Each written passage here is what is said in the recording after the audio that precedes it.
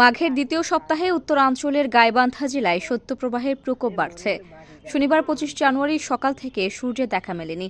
আকাশ ঢেকেছিল ঘন কুয়াশায়, যা গুড়ি গুড়ি বৃষ্টির মতো ঝরছিল। হিমেল হাওয়ার কারণে তীব্র শীত অনুভূত হয়। দিনভর সড়কে হেডলাইট জ্বালিয়ে যানবাহন চলতে দেখা যায়। সকালে তাপমাত্রা ছিল ১২ ডিগ্রি সেলসিয়াস, যা দুপুরে ২১ ডিগ্রি সেলসিয়াসে উঠলেও বিকেলের দিকে নেমে আসে ১৯ ডিগ্রিতে। সূর্যের অনুপস্থিতিতে মানুষ প্রয়োজন ছাড়া ঘর থেকে বের হচ্ছেন না। শ্রমজীবী মানুষের কাজকর্ম ব্যাহত হচ্ছে। ব্রহ্মপুত্র, তিস্তা ও যমুনা নদী বেষ্টিত ১৬৫টি চরাঞ্চলের বাসিন্দারা শীতের প্রকোপে দুর্ভোগ পোহাচ্ছেন। শহর ও উপজেলা এলাকাতেও মানুষের চলাচল কম। শীতের প্রকোপ বাড়ার সঙ্গে সঙ্গে শীতজনিত রোগের প্রকোপ বেড়েছে। গাইবান্ধা জেনারেল হাসপাতালে রোগীর চাপ বৃদ্ধি পেয়েছে। শিশু ও ডায়রিয়া ওয়ার্ডে রোগীরা গাদাগাদি করে অবস্থান করছেন। অনেক শিশুকে গরম কাপড়ে মুড়িয়ে রাখা হয়েছে। কেউ স্যালাইন নিচ্ছেন, আবার কারো শরীরে নেবুলাইজার দেওয়া হচ্ছে।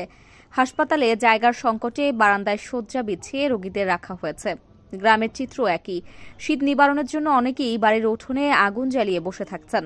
পাটের চট দিয়ে গবাদি পশু ঢেকে রাখা হয়েছে। চায়ের দোকানগুলোতে মানুষের ভিড় বাড়ছে।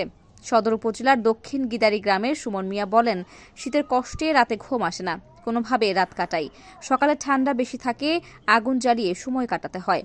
জেলা ত্রাণ অফিস সূত্রে জানা গেছে, গাইবান্ধার ৪টি পৌরসভা ও ৮২টি ইউনিয়নের শীতার্তদের মধ্যে ২১,০৪০ কিছু একটা, যাই হোক, আমার লাইনটা শেষ হয় নাই তো, এইটুকু এখানেই আমি শেষ করে দিলাম আর কি।